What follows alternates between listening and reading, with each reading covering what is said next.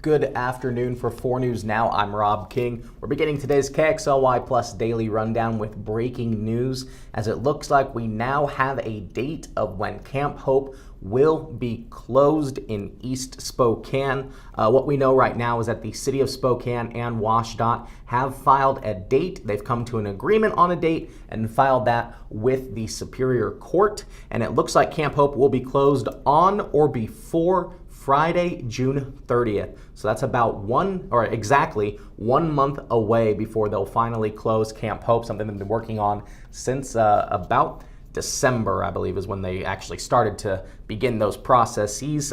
So in a statement, a joint statement from the city and WashDOT, they said the work is underway to find these last couple folks housing, to clean up and then restore the state-owned property back to its original state. But once again, breaking news just within the last hour that the city and WashDOT have agreed on a date to close Camp Hope permanently and repair that area where that camp has been.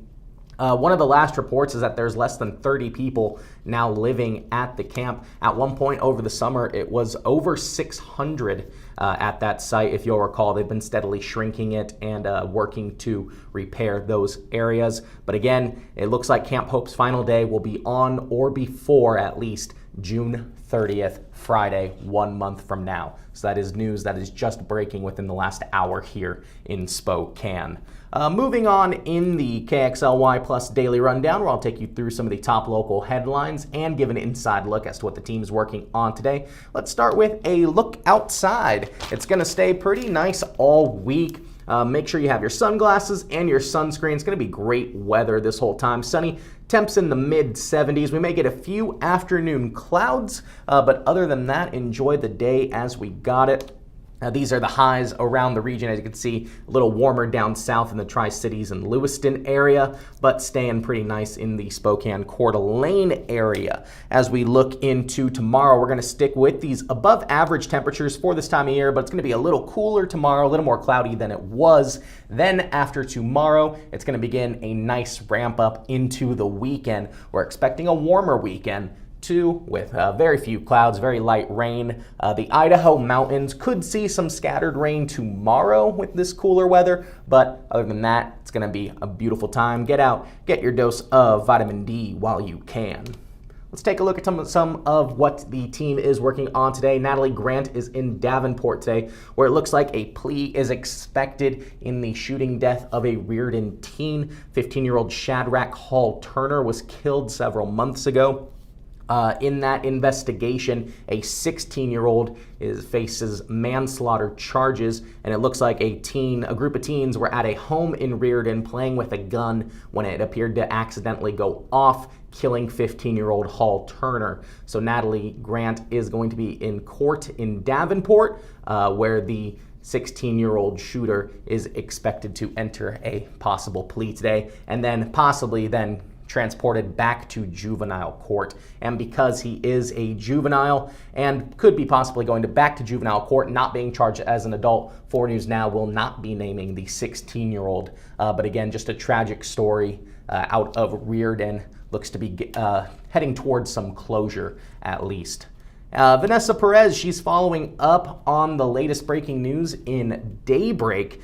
Daybreak Youth Services, a local behavioral health facility which tends to youth and children, they have lost their license from the Washington Department of Health. That's been suspended. It looks like Daybreak is going to appeal the suspension, and Vanessa Perez will have all the latest. Now, what the Washington Department of Health claims is that they failed to address safety concerns and address staff misconduct, also sexual abuse reports at the facility. They said Daybreak did not properly handle any of those, so they have lost their license, but Daybreak will be appealing. As for what happens to the people that are staying there, it's currently unknown, but Vanessa will have more coming up tonight. Bronte Sorotsky, she's looking at a new program, one of several new programs in the city as SPD works to do these outreach programs with the community where they get to know a little bit more about the people and areas that they're policing. This new program was started by an Eastern Washington student.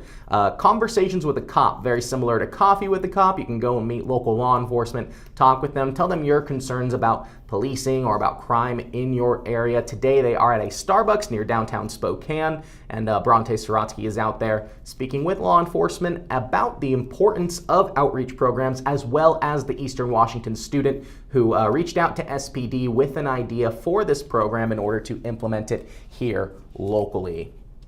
So that's all we got for today's KXLY Plus Daily Rundown. Thank you for joining. Short and sweet today, but as we said, a lot of breaking news, which is always good, helps keep us busy. And again, we did finally learn the date that Camp Hope will be closing.